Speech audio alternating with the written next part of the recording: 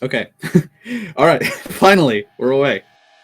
Okay, so, as I've been alluding to, welcome to Genocide, welcome to Undertale. Here is the video game at last. Amazing, we get to play the game. So right off the bat, you can see movement in this game is very simple. Moving through text, not so simple. Text mashing is one of the most important skills that all runners need to play this game well. They're typically achieved by using the Z and X buttons, as well as the corresponding keys on the right hand, enter and right shift. One set of keys is to display the rest of the remaining text box, and then the other is to load the next text box. So runners have different methods to try and advance text as quickly as possible, which, as I say, you're going to see a lot of that through the run. What you're also going to see a lot of throughout this run is a lot of combat. This is a very combat-heavy game, but this is an especially combat-heavy category. It's the only category in the game where you actually actively fight enemies. As with True Pacifist and Neutral, you generally avoid the enemies, but it is a necessity to kill not only every enemy that you see in Genocide, but to kill everything you possibly can. You actively need to grind enemies in this category. So we just have some initial puzzles teaching the player how to play the game, and we get our first encounter here. So this is a Frogget, which with a central hit, yep, we can hopefully kill. There is some RNG in the damage rolls, and thankfully Silver did get the kill. It's possible to miss that kill on the Frogget if you don't get a perfect hit, and you only get one turn to try and finish that fight. If you don't finish the Frogget off in one hit, you don't get to end the encounter, and you don't get a level up. The level up is relatively important for finishing the rest of Ruins in a timely manner, as it does actually boost your damage output and can make certain 2-hit KOs on other Froggets either difficult or, depending on the damage rolls, not really possible to get. So we get a very long corridor here. Toughest challenge that the player faces, yes, crossing the room on their own. It's a very long room, to be fair. But once we reach the next room, then, you know, the gameplay happens proper, as it were.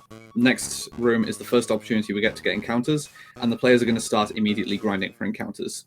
They're going to go from room to room, and every time they get an encounter, they're going to transition to the next room. So they're going to get the first encounter in this room right here. And there's two encounters that you can get here. We see both players have a Frogget right here. They have 30 HP, they're always going to take 2 hits to kill. This is the worst encounter that you can get out of the two because it always takes 2 turns. The other one that you can get is Whimsun. So every time they get an encounter, like say they transition to the next room, this is to reset the step counter. The step counter is very important in this game for determining when you actually get your encounters, and it is on average quite a bit faster to reset the step counter after each encounter. So they're just going to be transitioning from room to room like this. Now, I mentioned that Whimsun is the quicker enemy to get. Hopefully they're going to see some here, maybe. Alright, so Silver's got a Whimsun. As you can see, this is a one-hit kill, and you can hit it as soon as possible. You'll always one-shot it. It's vastly preferable to get Whimsun, but you don't really have control over it. It is just RNG.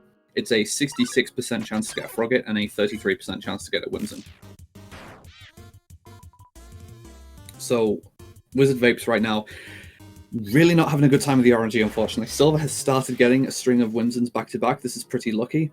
WizardVapes has not seen anything yet. Silver just continuing to get a Whimsun. Alright, there we go. WizardVapes getting a break right now. So, as far as the number of enemies that they're going to be killing here, they're going to be staying in this area, these two rooms, until they get 12 kills each, I believe. And they'll progress to the next room after this cracked tile room, and they'll get their 13th kill in the room that they end up in. So, for each main hub in this game, that being Ruins, Snowdin, Waterfall, and Core/Hotland, you need to kill a certain number of enemies to maintain the Genocide mode in this game. If at any point you don't reach the end of an area, by the time you've hit the kill requirement, you abort the Genocide ending. Like, you need to maintain the kill counts in order to achieve the Genocide ending. So these guys are going to, as I say, get 13 total kills before they progress out of this general area. Then they're going to move on to a later room where they can potentially get double or triple encounters and grind out the remaining 7 kills. There are 20 kills total that you need in the Ruins, and the reason that we're fragmenting this grind into 2 separate grinds is because the encounter rate in this game is not static. The encounter rate is initially very high. You can get encounters very quickly. but the more kills you get in a certain area, the lower the encounter rate gets. The more you kill things, the longer it takes to gain encounters, and that's even with resetting the step counter and transitioning from room to room. So it eventually reaches the point where, after you have gotten enough kills, it becomes slower to keep going for singular encounters. Like, for each singular encounter, getting more Whimsons is very quick because they are very quick encounters, but the encounter rate gets low enough that we want to start getting more than one kill per encounter, if that makes sense. The worst situation that the runners can end up in is to reach the end of the grind having only 2 kills remaining and to have a single encounter spawn on them. So they're going for the 13th here. Forget Silver. So if Silver gets a Whimsun here, this can make up like a lot of the time. He can actually put them. Okay, right, there we go. So they are pretty much exactly tied up coming out of there, just showing the difference that the encounters can make. So they're just going to get through this room, a little mini floor puzzle. Not bad, not bad. So this is the room that can really make or break the ruins pace. They're both completely squared away here. We could see one runner being way behind the other, coming out of ruins, depending on how this room goes. This is the room that gives you a lot of different types of encounters. And there's the single mold small for WizardVapes. And for Silver. Alright, this is weird. So it's one thing to get this encounter at the start of this half of the grind. As I mentioned though, you really don't want to get this with 2 left. Because, you know, it necessitates you getting another encounter, and then it puts you on 1 remaining, which makes your next encounter take a lot longer to find. What they ideally want to find at this point is Whimsun and Frogget. Okay, that's double Frogget. That's not awful, but, you know, it's not perfect. Whimsun Frogget is by far the best encounter you can get here. Another single for Silver. This is brutal. Like, at this rate, this is exactly what I mean by you can't call who will actually be ahead in these races just based on the seeding. Like, this is not Silver's fault at all.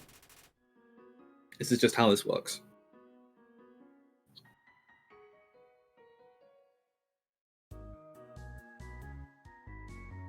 Okay, a double. He's finally getting something of a break.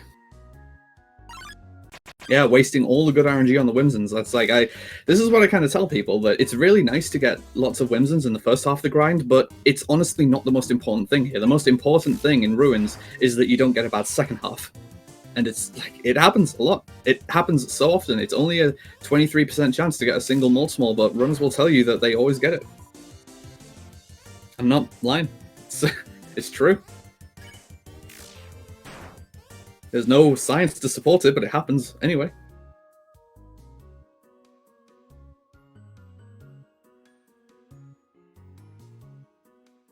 Alright, what we got here?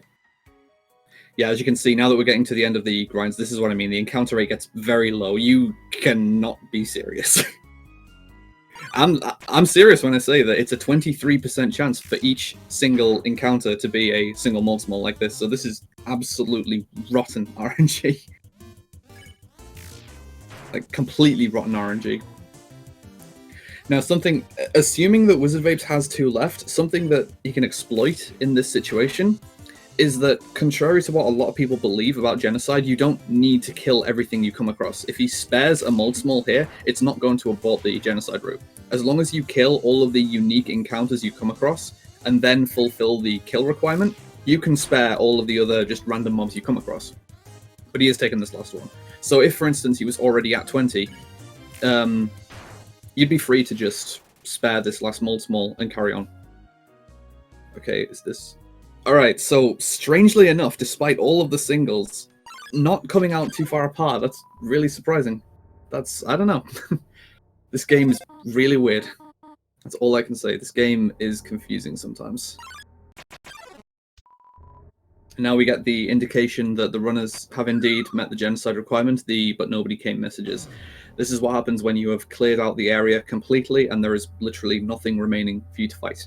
So this gives you a total indicator that you have fulfilled the Genocide requirement. You can just go on and kill the area boss. That was a really early encounter for WizardVapes. Strange. But yep, they are maintaining very close pace here now. There's not really any time variance in this section other than how optimal the movement is and how quickly they get to each singular, point they need to reach. This is like the most fundamental of movement and just speedrunning right here. It's just get from point A to point B as quickly as possible. Very simplistic stuff. So, depending on how confident these guys are at the final fight, they do have the option at this point of going for the pie in home. Like, the two big heals you can get in this game are the pie and the instant noodles in the lab.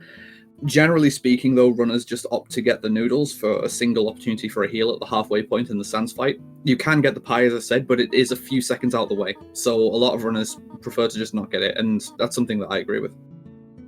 There you go, menu wings hard. But still about even. Like, it's tricky. Don't get caught on stairs. Alright, good. They both listen to me. Good things happen when you listen to my advice in this category. So coming up to the first boss fight of the run, and I mean, I'd like to say it's tough, but that's not really honest.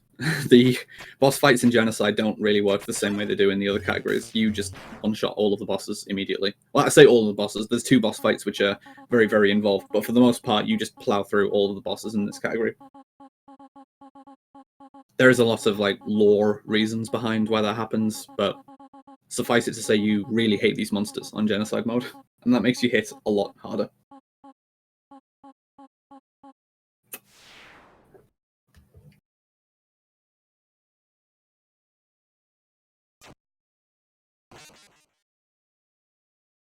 And then, yeah, unfortunately. And now we just have to carry on with our killing rampage.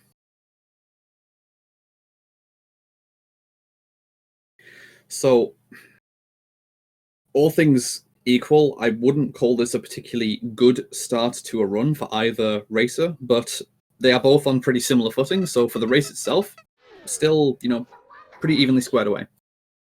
I'm not sure if either of them will be on potentially good PB pace at this race, but, you know, for the race itself, both of them are still in very good standing. And apparently that's the game. Alright, thanks for watching, guys. Sub 12 for Genocide, that's really good. I never thought Genocide would get to sub 12.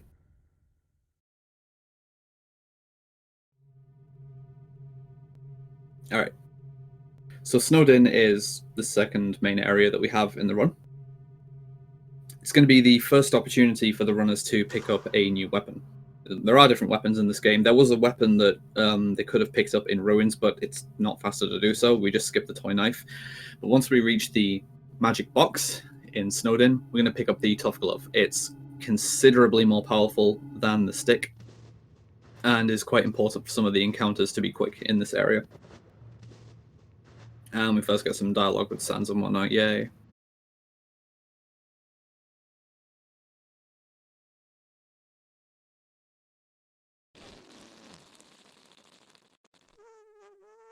Very funny joke, game. Very funny joke.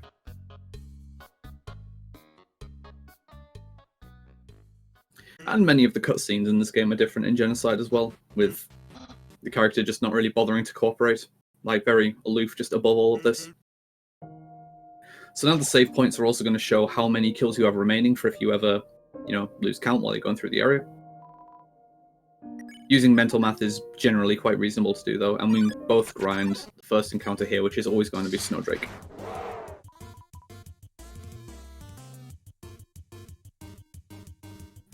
Snowdrake does count as a unique encounter, though. Like, you really need to kill this guy to keep on the Genocide route, but there's no reason that you wouldn't kill Snowdrake.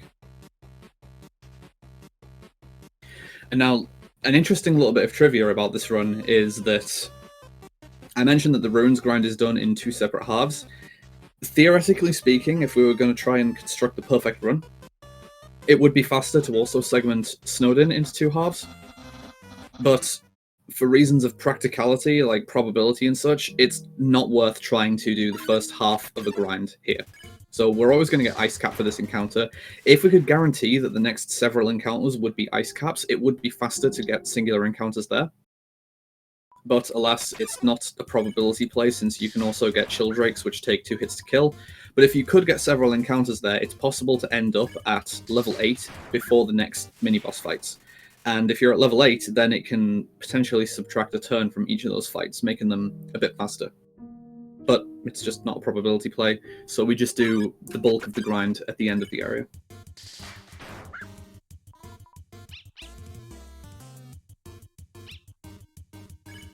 It's It's also technically very slightly faster on lesser dog to spend the first turn using the stick. It has a shorter usage time than a first turn because it drops the dog's defense and then it makes the second shot immediately kill them without needing to aim a good shot. The probability of getting enough ice caps is very, very low. You need at least 8 ice caps and it's a coin flip for each one. So it's very, very low.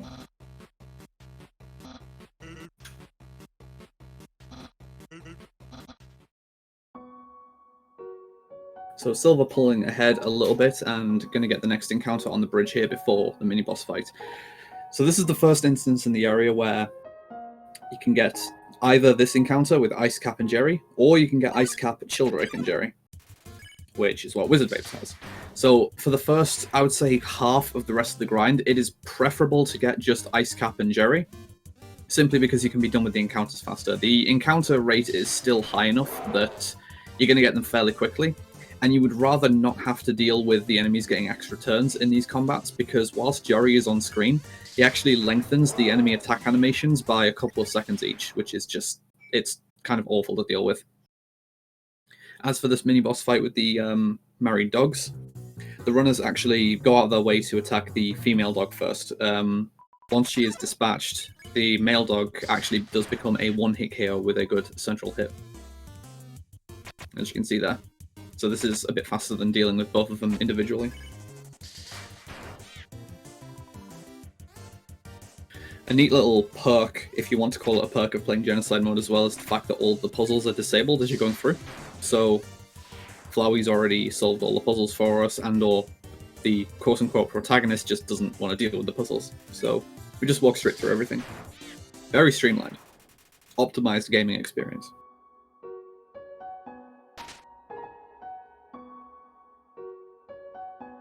It's far lower than a 1 in 8 chance, yeah, because 1 would be 2. It basically doubles each time, so 2, 4, 6, 8, 16, 32, 64. It would be at least 1 in 128. Because you need each coin flip to come up a specific way each time.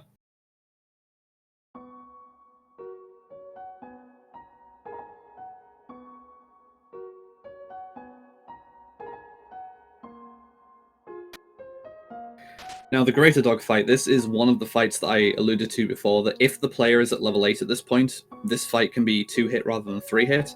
There is still a little bit of time that can be saved in this fight, depending on which attack the runners get. Silver got unlucky here, getting 2 spear attacks in a row. The other attack is the dog just lying at the bottom of the screen. If you run into the dog, it cancels the attack animation early, saving you a couple of seconds each time.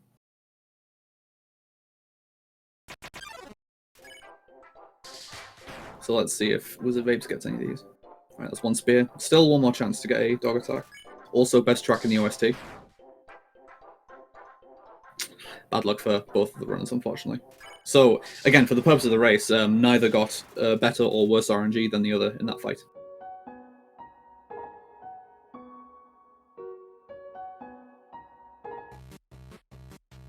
And now this is where the rest of the grind is actually going to begin.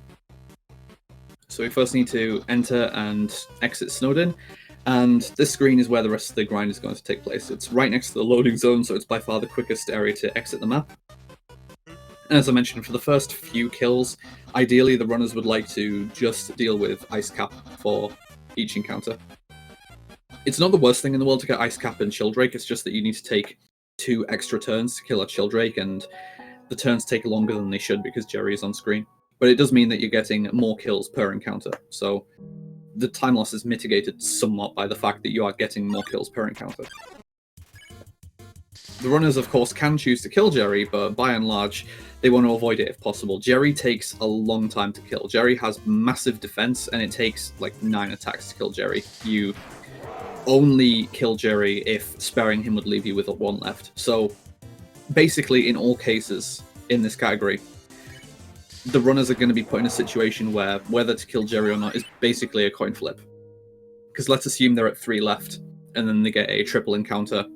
That's a 1 in 2 chance to get a triple encounter. You may as well take Jerry at that point. Consequently, if you're at 2 left, and then you only get a double here, like where Wizard has Ice Cap and Jerry, you still want to take Jerry because you're at 1 left, and you don't want to have to grind another encounter with 1 left. So it really does just depend on the RNG. It's basically a coin flip whether the runners kill Jerry or not.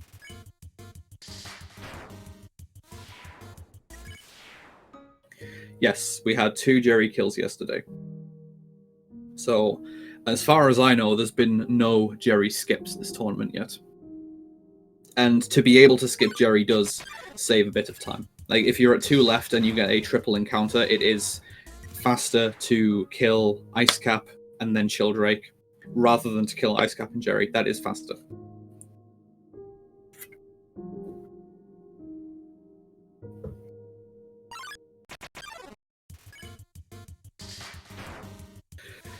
Now, this is a weird point in the run as well, where if the runner has kind of forgotten where they are in the grind, familiarity with the music can help you regain your bearings. Because with the encounter rate dropping, the more kills you have, the time that you get the encounters is generally going to correlate with a specific point in the music track. So if you've learned to recognize it, you can learn to recognize how many kills are likely to be left based on where the music is when you get the encounter. Sounds like Wizard still has at least a few kills left, so I'm going to be I haven't been paying attention to how far along Wizard is, but on the next encounter, I'm going to be paying attention to the music and seeing how many are left. I get the feeling that Silver is at this point probably closing in on the end of the grind.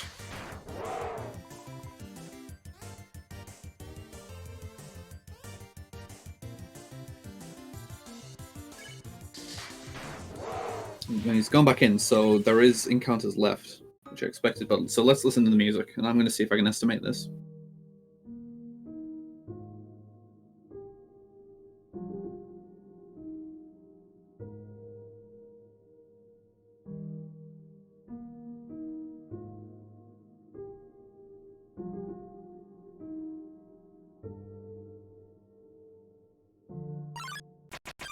That's 3 left.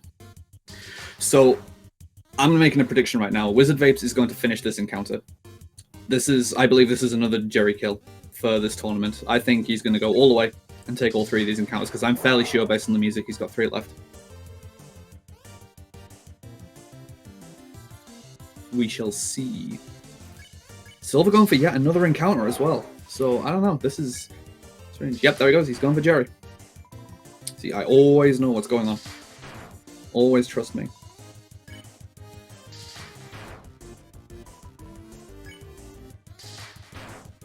You don't even need to pay attention to your kill count as long as you are good with the music. I am getting all them beats and that. And yeah, this is why you don't want to kill Jerry, if possible. But this does mean that he's going to be finishing the grind first. So, I don't know, maybe it's better. Maybe it is optimal. Unless we are again virtually tied up coming out of Snowden. What is this? All right, looks like we are going to get a repeat of yesterday at this rate. Gotta love all these races being 2 seconds apart. This is not supposed to happen. This is not supposed to happen. I don't like this. I don't like this at all. I think we're going to have an investigation after this. This is rigged. Alright, let's see the mashing make all the difference. I mean, alright, you gotta mash faster to make up the time, but okay.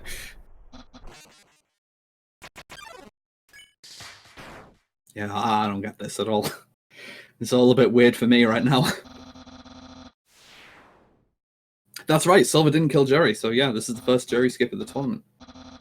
Could have sworn that he skipped Jerry on a previous encounter, though, so that being the case, I'm pretty sure if that happened in a previous encounter, it would have been faster to just take the Jerry in a previous encounter. So, you know, optimally, it should have still been a Jerry kill. It should have still been a Jerry kill.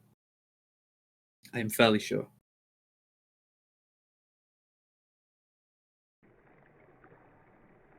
So Waterfall, and this is a really weird situation because, okay, there's more opportunities for the runners to have some time variance based on their execution whilst going through Waterfall, and I would say there's fewer opportunities for RNG to really start creating a divide between the runners.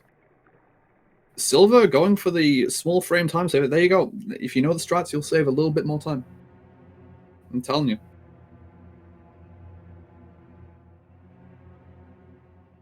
I am telling one that is a thing. So yeah, as I say, probably fewer opportunities for RNG to really swing this. Not like you would expect in Ruins or Snowdin, I'd say. Waterfall is a bit less of a volatile area. I mean, don't get me wrong, there's still encounter RNG, but I would expect more time variance to come from the actual execution aspect here, because there are some movement-based segments to perform here, and yeah.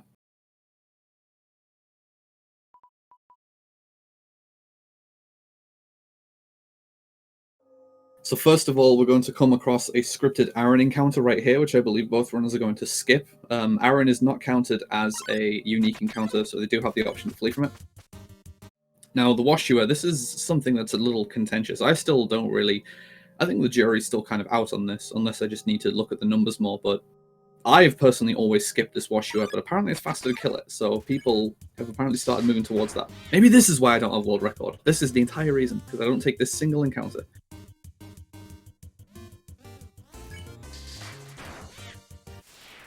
So now here's the first instance where, as I say, this is like a piece of movement-based tech here. You get a couple of chase sequences with Undyne. First one just has you avoiding volleys of spears as they follow you. And the hitbox on the character's model is a little displaced. Like, it's not exactly where you'd expect it to be. Long story short, the hitbox seems to be displaced a little downwards. In other words, the top of the head doesn't really have a solid hitbox, and the hitbox extends a little further out from where the feet are. So if you're going to misdirect these spears in one direction, it's generally better to try and make them go high, since you can actually make them pass through the top half of your head relatively safely. Whereas if they brush past your feet, you're probably going to get contacted by them. Looks like both of them are getting away with no hits, though. Yep, alright. I have heard that it's possible to get hit by the spears by just moving right in that last segment. I don't think it's ever happened to me, but apparently it's happened to at least one person. I'd like to see it happen, though, because that would be the ultimate insult. Like, alright, I got past the hard part, we're just doing the free part. Whoops, I took a hit. What a good game. Just, that's how it works, isn't it? So, Silver picks up a very bare amount of time there throughout that segment. That's like a couple of seconds, it looks like. I'm going to take stock, actually, once the room transition happens. So, room transition at 27:18. Silver, 27:23 for WizardVapes. So there is a 5-second difference between the runners right now. Again, at this point, that is very impressive that they are this closely contested. So we don't get the punch card in this category because we can't. The NPC isn't there.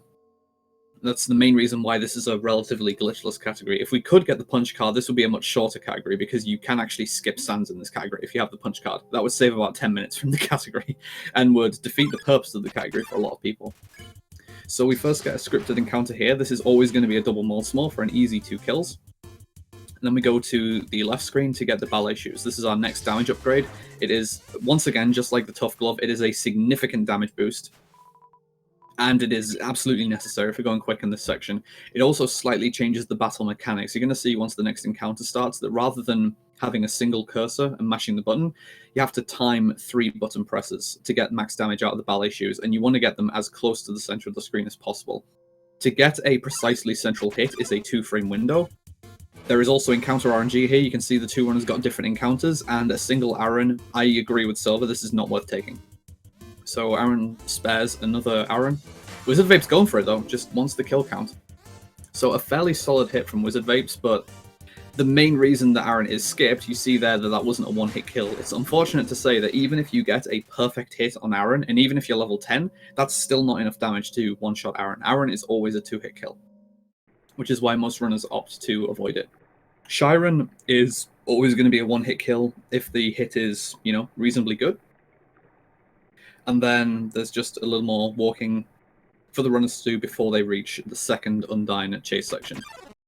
Now, there is RNG in the Undyne chase, technically, but it's relatively simple to manipulate. There's going to be spears that shoot up from the floor and try to harass the players, but the spears read your inputs. The game looks at the inputs that you're holding, the directions that you're going, and it tries to spawn the spears in the direction that you're going to basically try and block your escape. But this means that they're very easy to misdirect, since you just wait for them to spawn in a certain direction, and then you head in a different direction, and you're pretty much always going to evade them. With perfect movement in the second spear section, you should be able to consistently misdirect all the spears and not lose any frames of movement, ideally. It's tough, though. It's quite tight to move through the second chase section completely perfectly. So like, I'll be impressed if I see perfect movement from either runner here. I can do it. Well, sometimes I can do it. It is tough.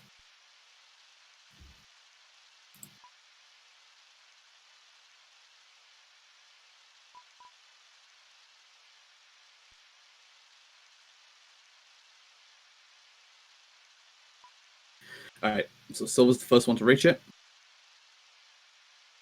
Okay, so if I'm going to be super nitpicky, there's already... Okay, well, even if the spear hit hadn't happened, not perfect movement taking place here simply from not cutting the corners as closely as possible. Like, you got to get super nitpicky with this category with how little room there is for optimization elsewhere. You got to optimize what is there. If it wastes a frame, it's not good enough. Which means text mashing. No one's ever going to have good text mashing. There's a couple of people with pretty good text mashing, but not like task standard. You just can't really do that. So Silver with one accidental spear contact. We'll see if WizardVapes manages to get a cleaner run through here. Yeah, Silver's getting away with one fairly easily, though. Nice performance from Wizard so far. Needing to take a little break there, though, to avoid that one. It was a fairly unfavourable RNG pattern there with it completely walling them off.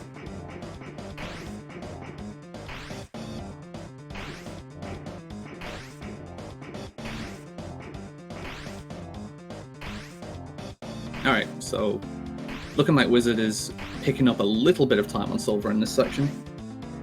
We'll be going into the second half of Waterfall now, starting with the Glad Dummy fight. I call it a fight, but you just attack him and he dies. It is very possible to actually attack Glad Dummy too quickly.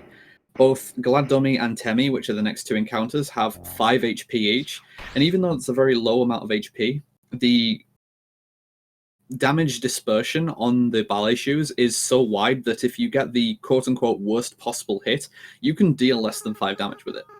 So, although you want to get a hit as fast as possible, it's worth waiting at least a few frames before dealing the first hit, just to ensure that you actually do get the damage, because if you overmash and somehow manage to deal less than 5 damage, then yeah, you suddenly turn that into a 2-turn fight somehow. It's confusing, but it can happen.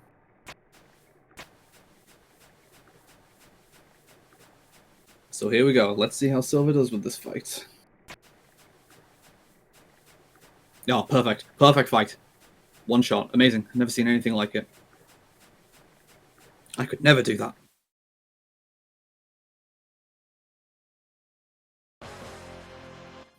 So Silver getting the Temmie right about here. This is a scripted encounter. You'll always get this. And again, just hit it fairly quickly. So now the grind for Waterfall begins. So we're in kind of a weird situation where I need to kind of count up Silver's kills. So Washua, Aram was skipped, then double mold small, then another Aram was skipped, so that's 3. Sharon is 4, 5. So he's currently on 6, so that was 7, 8. He's currently on 8, I think, so he's got 10 kills left, I think. It's, you know, do maths hard, especially when you're trying to keep track of 2 runners. But for Waterfall, the runners want to get 18 kills total. So now as long as they just get the kill requirement, then that's all they really need. And there's a potentially weird situation they can both find themselves in where the final room of this area is very long. It takes a long time to traverse through the room. It's so long, in fact, that ending up with 1 encounter left is not really a guaranteed time loss the way that it is in other areas. It's actually favorable, if possible, to end up with 1 remaining, to travel through that room and then get a Temmie at the end of it. It's a small chance to get that, but it is the best situation that you can find yourself in.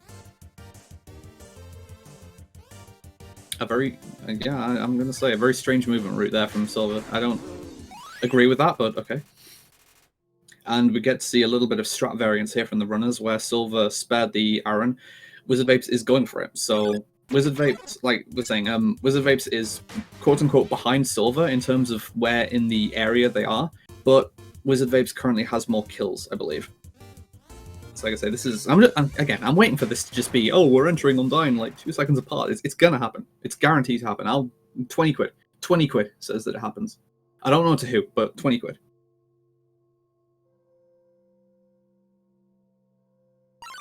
As long as they know how to handle the end of the grind fairly efficiently.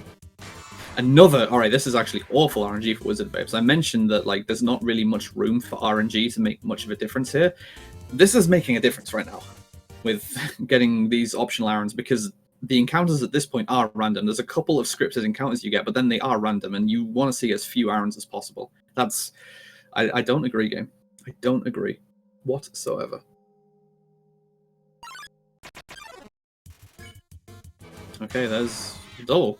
A good double at that. This is the best encounter you can get with Moshua and Molbig. So, where is Lord Sylvington at? Grinding for one more. So here we see, this is what I mean, WizardVapes is closing in, and assuming that there is one left, this can be a pretty appreciable time save if this is a Temi. Again, like, I'm telling you, cancelling out that time difference. Alright, well, there's another... This does depend on whether it's 2 or 1 left, though. Okay, but Silver is moving on now. So, first instance where there's actually like a bit of a divide between the runners for entering the next boss. And WizardVapes also moving on. So, this is looking like approximately a 10-second difference. Probably a bit more. I'll see. I'll find some way to time it. Let's see when the soul flashes on the screen. Alright, 36-13 versus... Gonna be like 23. Yeah, it's like a 9 to 10 second difference, like I said. Again, I always know what's going on. I don't know how often I'm gonna have to say, just trust me, just trust the judgment, and it'll be fine. Now, assuming they don't get a message as they go up here, this is the only instance where the game actually gives you a warning if you haven't fulfilled the kill requirement. But Silver is fine, and Wizard is fine. Okay, they're both on pace for Undyne. So now, let's see. I have no idea how proficient either of our players are at getting the Undyne quick kill. This is one of the only legitimately difficult fights in the game. Undyne the Undying. This is just a fully fledged boss fight right here. You need very high hit accuracy to get what we call the quick kill, and this fight is difficult just to survive on its own. At a high level, the main problem with this fight isn't so much whether the runners are going to survive the fight. It's kind of assumed that, you know, they have the skills to survive through the fight. But if you want to get a quick time, you really can't afford to take many hits, because if you ever take a turn out to heal, you absolutely cannot get the quickest kill in this fight.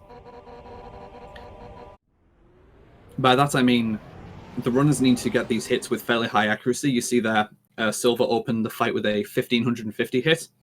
Undyne has 23,000 HP, and in order to get the quick kill, we need to finish the fight in 14 turns, because the 15th turn is a very slow attack. So what that means is that the runners need to do an average of about 1,650 damage per hit. You need to get virtually perfect hits to achieve this. If you get 2 of these central golden hits, which is a 2-frame window or a 15th of a second, and then you miss one of them, you'll typically get like a 1,650 hit, like around about there.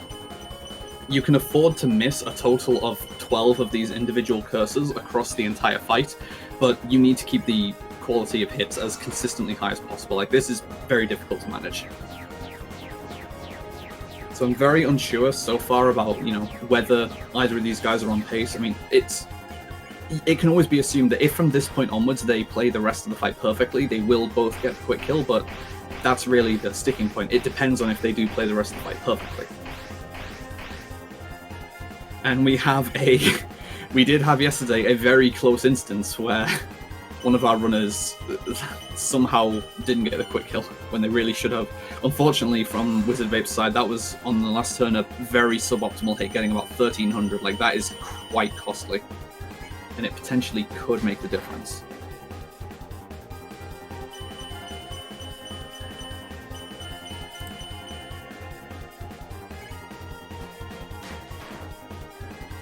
Yeah, I'm not so sure about WizardVapes being able to get the quick kill now. Silver has not been getting all perfect hits, but it may still be high enough, we'll see. Yeah, it's tough to call. I'm really not too sure based on what I'm looking at. perfect from Wizard though, not bad. But a 1500 from Silver, I don't know, like... Numbers, too many numbers. It's all numbers.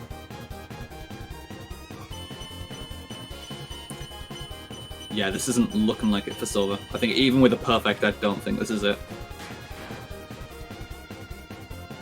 Unfortunately, there you go, that was a perfect and that's not it. So this slow attack that you see on Silver screen, this is what we ideally try and avoid with the quick kill.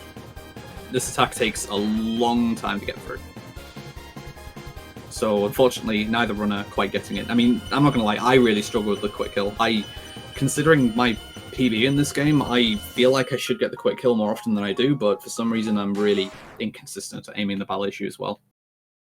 Which is surprising considering that it does have a wider timing window than the remaining two weapons in the game.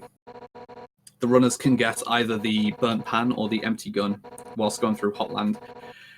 And hitting with both of those weapons is considerably harder than with the ballet shoes. There's 4 curses as opposed to 3, and getting a perfect hit is a 1 frame window, or a 30th of a second, so you need to hit a quadruple frame perfect hit in order to get a perfect hit with those 2 weapons. And perfect hits aren't necessary to get certain one-hit KOs in the core grind, so it's very technically challenging.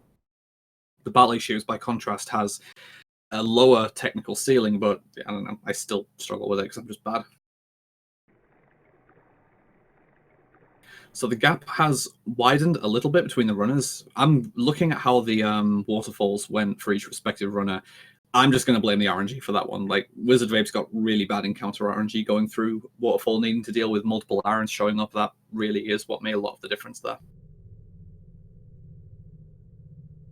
So lab entry at 4132.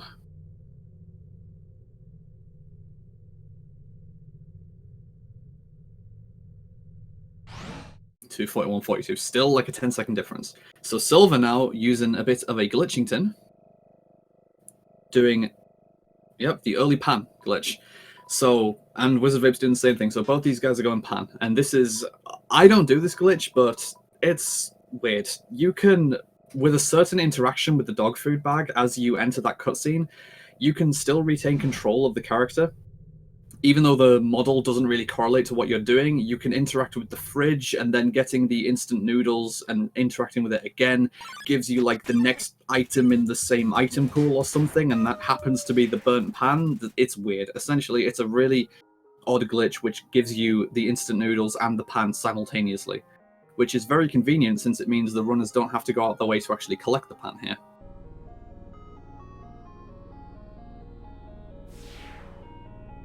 Not a bad hit with the pan. So yeah, WizardVapes not equipping the pan yet, which does make Sunderplane a considerably tougher fight. With the ballet shoes, you need to get a very good hit to actually one-hit KO Sunderplane. It has 80 HP, and you can see they got an 86 there with a very good hit. But if you equip the pan, then it's a considerably easier fight.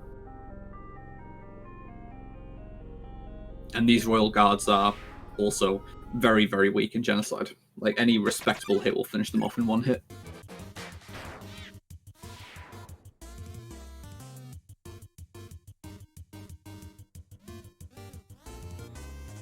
Random bomb volleys. I mean, my worst nightmare in this category is somehow being at very low HP at this point and then somehow taking a random hit in that fight. It is very possible to die in that fight if your HP is low enough and you get the wrong RNG on the attack patterns.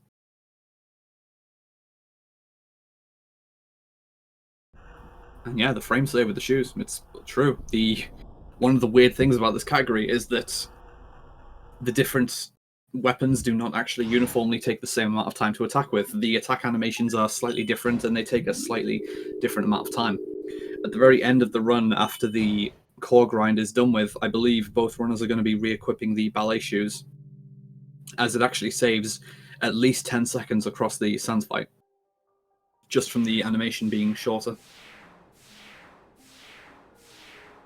But before that, we've got Muffet here, and then we've got the actual core grind. So for the purpose of the kill count, Hotland and core are both treated as the same area. Like, once you reach Hotland, it'll tell you you've got 40 left, which is a lot of enemies, don't get me wrong. But you can get those kills in Hotland or core, and it is considerably faster to get them in the core.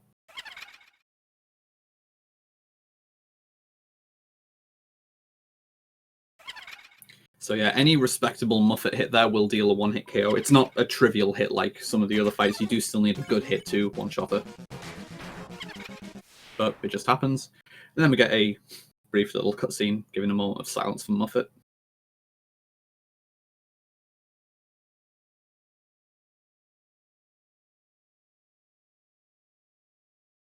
Unfortunately, this is not skippable. I wish it was skippable, but nah.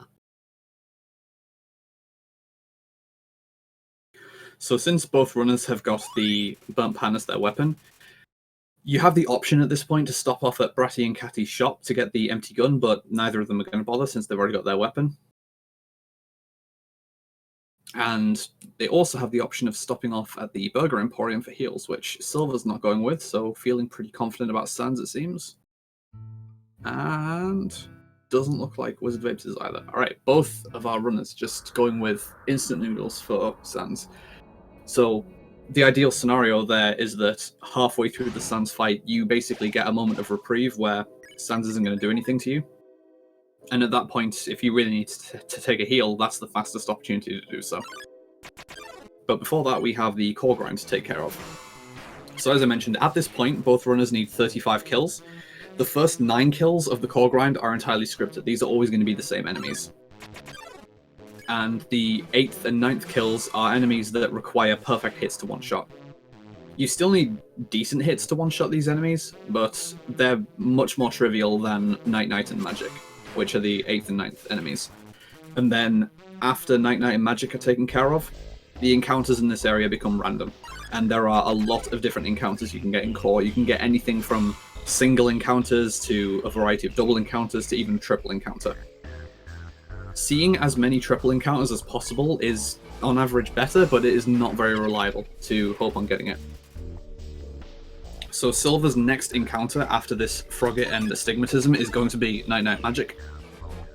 And then we're going to see the hit quality. Like I say, the hit quality really, really matters here. You need a quadruple perfect hit to one-shot Night Knight Magic.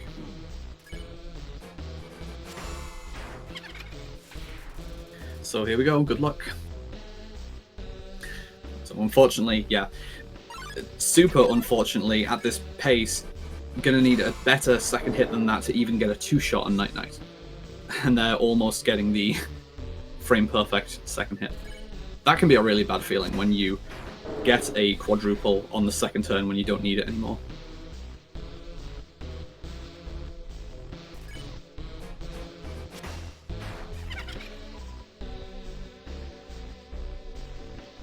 Okay, so at this point, as WizardVapes encounter finishes, both of our runners are at 9 kills, and they're now entering the random section of the grind. So there is some big potential for time variance here. So Silver already starting out with poor RNG. I mean, assuming that your hit quality is perfect, this is a regular encounter. But again, you need perfect hits to one-shot these guys. So Silver currently losing a little bit of time over WizardVapes since this encounter is going to take extra turns compared to virtually any other encounter that they could have gotten. But WizardVapes, unfortunately, fluffing the hit a little bit on Astigmatism. Of the trivial enemies, Astigmatism is the toughest to get a one-hit kill on, because you need to do 120 damage to reliably one-shot, and then he does get the dreaded perfect hit on the second turn thing. That's what I mentioned, which is a little bit of an annoyance to see. Okay, it's WizardVapes' turn to get a bad encounter, though. The only encounters that are truly bad encounters here, though, are the single Night Knight and Magic. You know, like you have a tough encounter where, again, you need to get a perfect hit, but then additionally, you need to simply get 1 kill per encounter, which is, like, it's awful. So Silver here is maintaining a very slight lead. Going into another regular encounter. Just at this point, if the runner can just continue to get regular encounters, they're pretty grateful for that, all things considered. Just as long as they don't get bad encounters. A triple, okay, the game throwing WizardVapes a bit of a bone here. These are all relatively simple kills, and he's going to get 3 for his trouble in 1 encounter. That's going to be good enough for, yep, the Astig.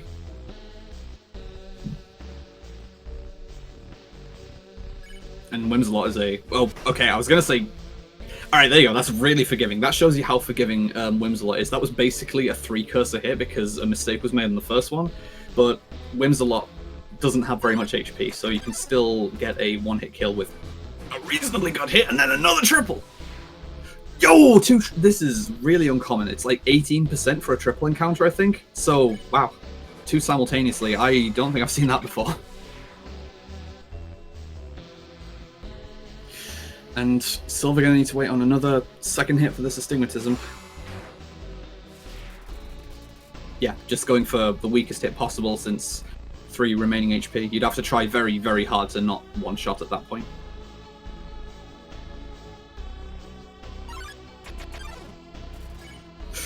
Oh, close as well. The single Night, and that's a real disappointment that this is looking like it's going to need to be a good second hit for this to even be a 2-shot. That should be good enough. All right, okay. What a weird situation, though. This is, yeah, really weird encounter RNG. So Silver will be really grateful to get a quadruple on the magic if you can, and Wizard with another triple. This is insane. How do you get quads with the gun? Practice. The exact same way that you get quads with the... I'll show you tomorrow in my races. I'll show you how you get it.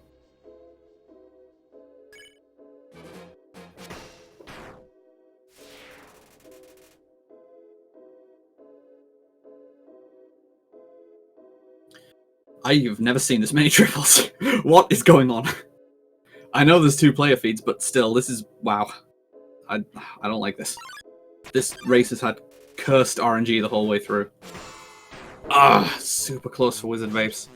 Thankfully, that is going to be a 2-hit kill on Night as long as the second hit is reasonably solid. Yeah, that's more than good enough. Yeah, a triple perfect. So, you can see on Silver's screen there's 10 left. So, all of the grind does not take place on this bridge. What we need to do is grind until there's 7 enemies left, and then there is a section in the northern area where we get 7 scripted encounters without needing to wait for the encounter RNG. And Silver actually finishing off in perfect style with another triple. This actually puts him on the 7 remaining. This is perfect RNG for this point. This actually cuts off an encounter that Silver needs to get. This has been a really, really insane core for both runners. Not necessarily with the execution, but the RNG has been really something else. I mean, I can't talk. I struggle with getting quads in core as well. I can't talk like I'm better. But yeah, this is pretty remarkable. So Silver is going to have 1 more set of Night and Magic to take care of. The second encounter on the bridge is another final Night and Magic encounter.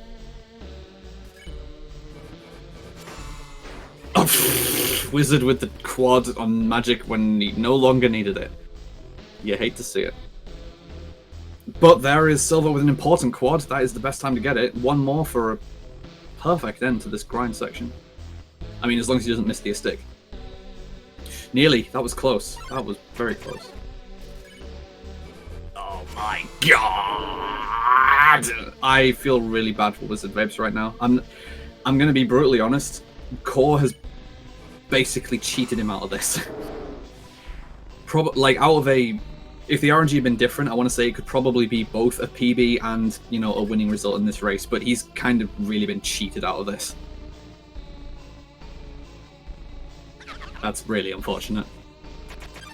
Because unfortunately, at this point, there is virtually nothing that can swing the race result, short of Silver managing to take a death on stands. That is the only thing which at this point can actually change the race result. There is not really much time variance from this point onwards. There's a lot of the run left. There's nearly 20 minutes of the run left, but there isn't actually much that can happen. The rest of the pace is, I don't want to say auto-scroller-like, but it's not too far off. And just adding insult to injury, a 3-hit on Night, that is one of the worst things to have to deal with. But getting a quick hit out of it, yep.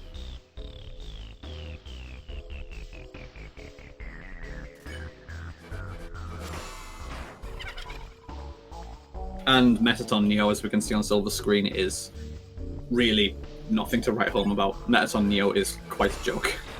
And another inconsequential quad. I'd like. All right, the game's kind of laughing at WizardVapes. This is like a little insulting towards him. Like, yeah, you can have quads, just not the ones that actually save time. It's fine. This is what you want, right?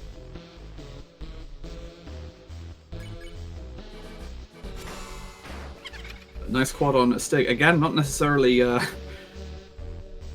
required to get the one shot on a stick, but I'm sure I'll take it. Another pretty solid hit finishing off Wimslot. So both our guys should be completely done. I mean, obviously Silver is done, progressing towards new home now, but WizardVapes should also be done with this grind. There we go.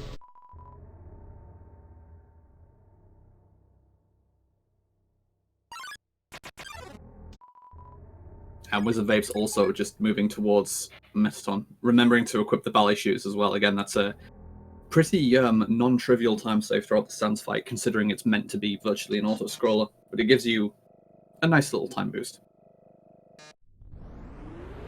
And at this point, I'm going to let just the ambience of the run take over for a bit, and I'll resume duties in a short while just before we get to Sands.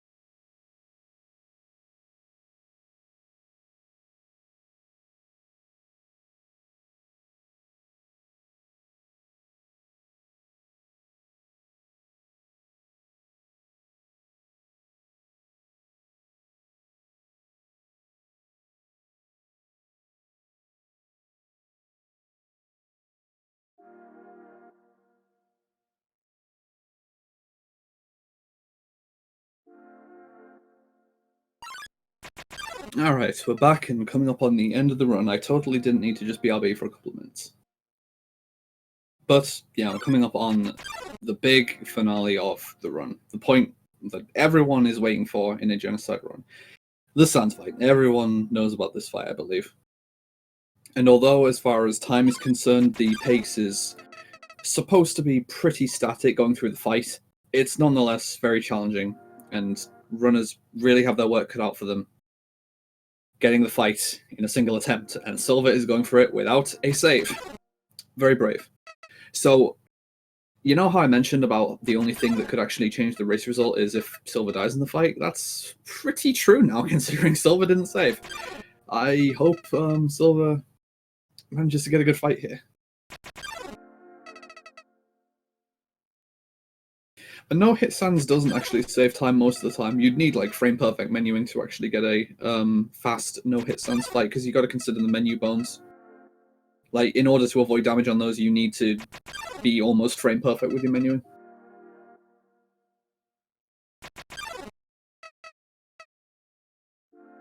So, yeah. The fight has begun for Silver, and I'm just gonna be pulling for them. I'm like praying for success here, because given the amount of damage already seen, a couple of turns into the fight, and the fact that there's been no save, I'm really hoping that the rest of the fight goes well. I do think that the first half of the fight is the harder section of the fight, but it kind of really depends on how much you practice the fight. The first half is virtually without RNG. The attack patterns are pretty much always the same. I mean, the attack patterns are the same, but there can be some RNG in how some of the attacks come at you. But the second half of the fight is the random section, which, you know, some people can definitely struggle with. I just find it quite a bit easier to deal with as long as you are familiar with the patterns, like you've got good pattern recognition. Like, there's RNG in where the bones present themselves here. As you can see, a little minor hit taken by Silver there. And WizardVapes is going to be starting the fight now as well. Like, I will be very surprised if at this point Silver doesn't take a halfway point heal once he reaches that far.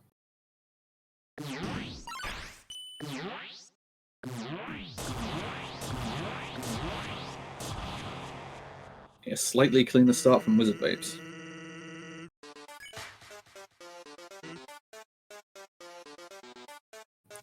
Silver's still going pretty strong though, coming towards the end of the first half. I think it's just 2 more turns after this.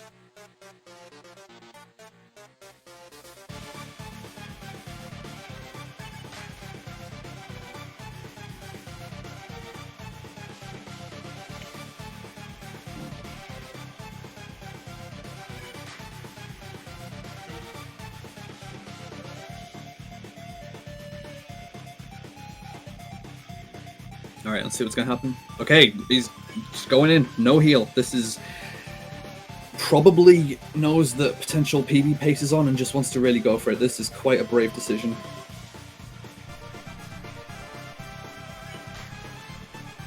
I think there was a momentary realization there as well that if PB pace is going to continue, that it needs to go as fast as possible.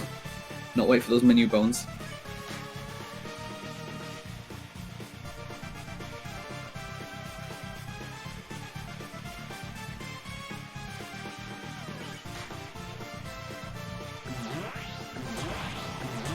Okay, going pretty well so far.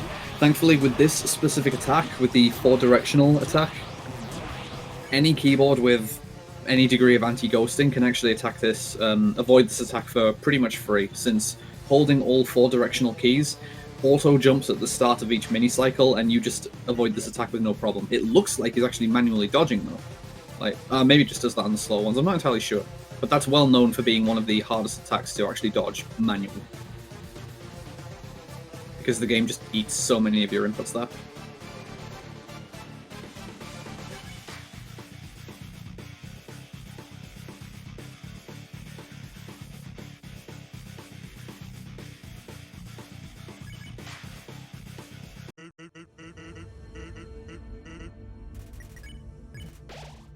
Halfway heal for WizardVapes though. Which is, like, again, at this point, the only way to possibly make up the time difference would be to just go in as fast as possible, but again, it's unlikely that anything short of a run-ending mistake from Silver is going to actually make a difference here. Not too much HP remaining for the last attack, but as long as the final segment is fairly clean, this should be fine. Alright, moment of truth. Just don't mess up the rhythm. Looking pretty solid here. Yep, that's fine. That is a win. So, yeah, this is going to end up as a win for Silver. Very well played, well deserved. Sounds like a few seconds behind PB pace, but even if it doesn't wind up being a PB, this is still, you know, very well played altogether.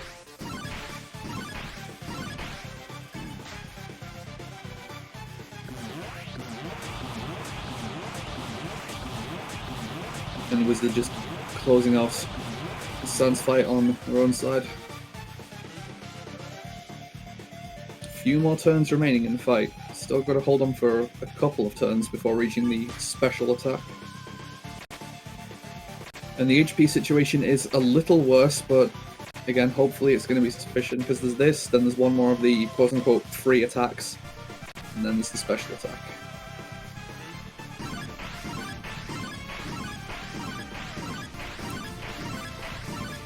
Wow, that's damage. I must have been trying to avoid that manually. Okay, I'm really pulling from him now. Strong start.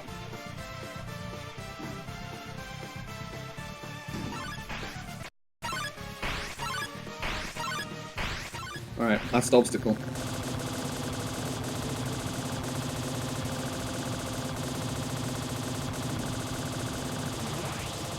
And that's it, nice. Both with a relatively clean finish. And congratulations to Silver also on not saving before the Sans fight. That's pretty considerable.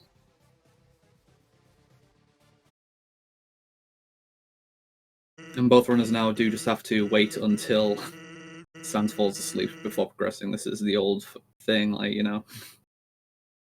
It's kind of weird, but it gives the runner a chance, I suppose, to calm down and contemplate the fact that they're on PB pace, if they are on PB pace. You know, not exactly a guarantee, but you know what I mean.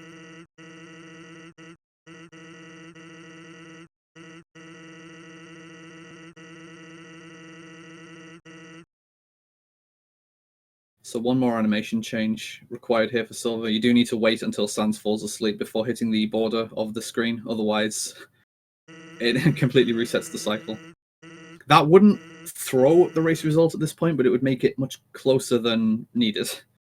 So you just don't go early there. Just wait until Sans falls asleep before moving.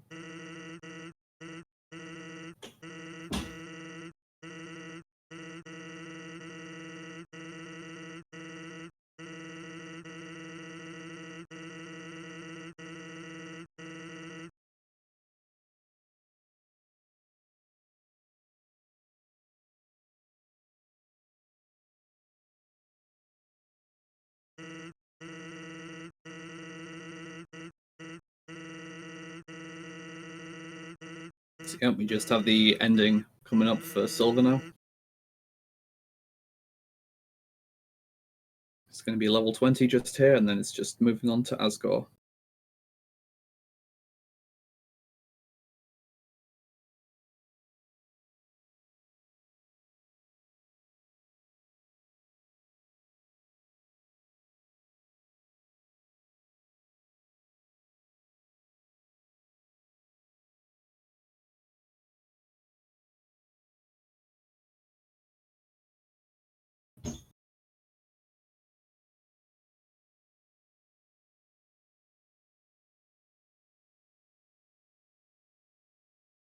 All right, Wizard also making progress towards actually finishing Sans off, but at the same time, on the other screen, Asgore's the one getting finished off.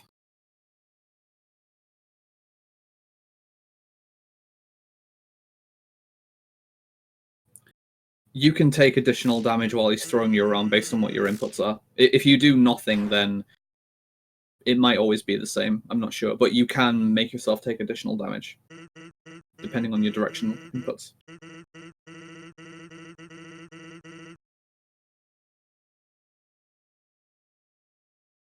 I'm not entirely sure if it's a jump scare ending run. We'll have to wait and see what the runners choose. I'll be doing it. I do jump scare every time.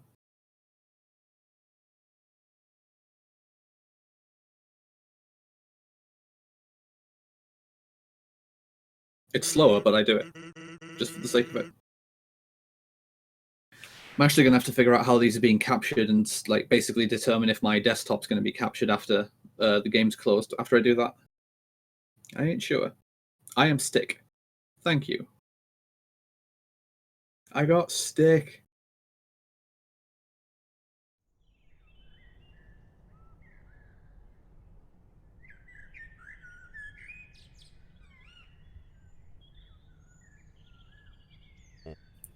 Oh, I think the runners just killed Sans Undertale. That's a funny meme.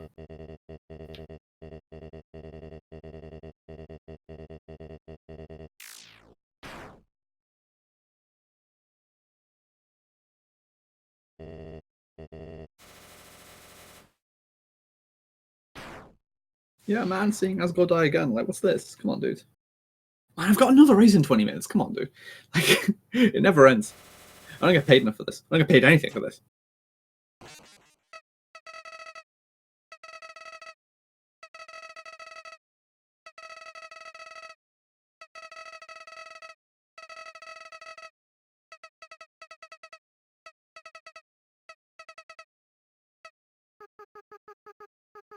And Silver is coming up on... It's going to be a PB for them, by the way. Barely, I think. Kind of. 1905, and that is a troll ending. That is a 4-second PB for Silver. Wow. Congratulations, that is a race PB. Wish I could get a race PB, but it's not going to happen. And yeah, jump scare, it's really scary and all that. Well, I'm going to make a YouTube reaction video to the jump scare ending. That's also a funny meme, guys. Okay, so yeah, 109.05.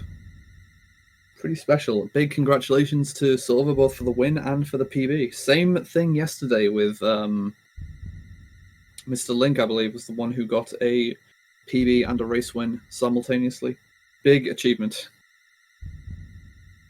I'm just waiting on WizardVapes to reach the end. What time am I going to guess here? I'm going to go with a 1:10:34. I think that sounds about right.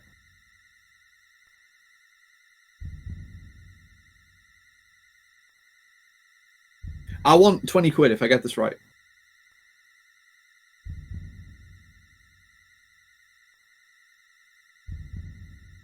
Oh, it's going to run over.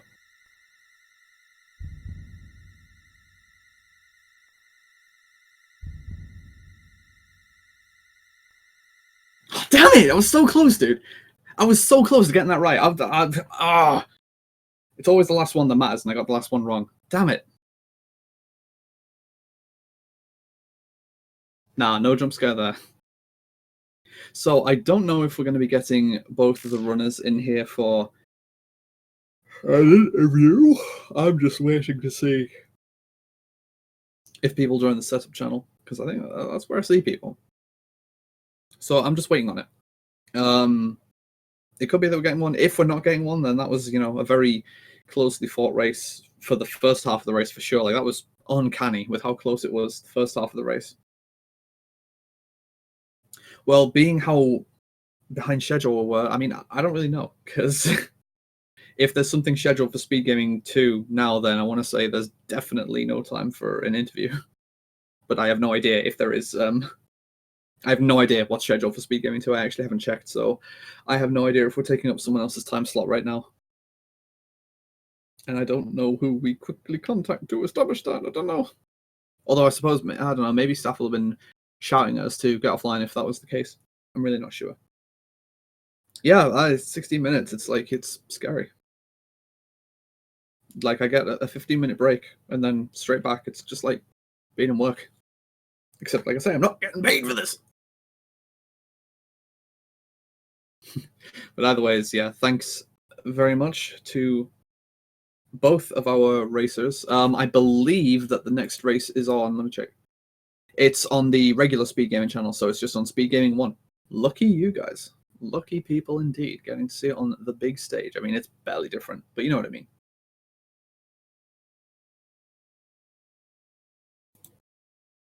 So yeah, once again, big congratulations. I am going to assume that, like I say, I can't see either runner like in here right now. I'm going to assume that there is actually no time for an interview. I mean, we basically at this point need to start preparing for the next round, which is going to be, as I say, on SpeedGaming 1. So if you want to see more of this, just edit that URL, just remove the 2, go to SpeedGaming, and in 15 minutes, hopefully in 15 minutes, if everything's ready, we're going to start with the next race, which is between Enhar and Radu. And yeah, Silver is going to go from the racer role to the commentary role, and I'm going to be staying on. I have to do this all over again.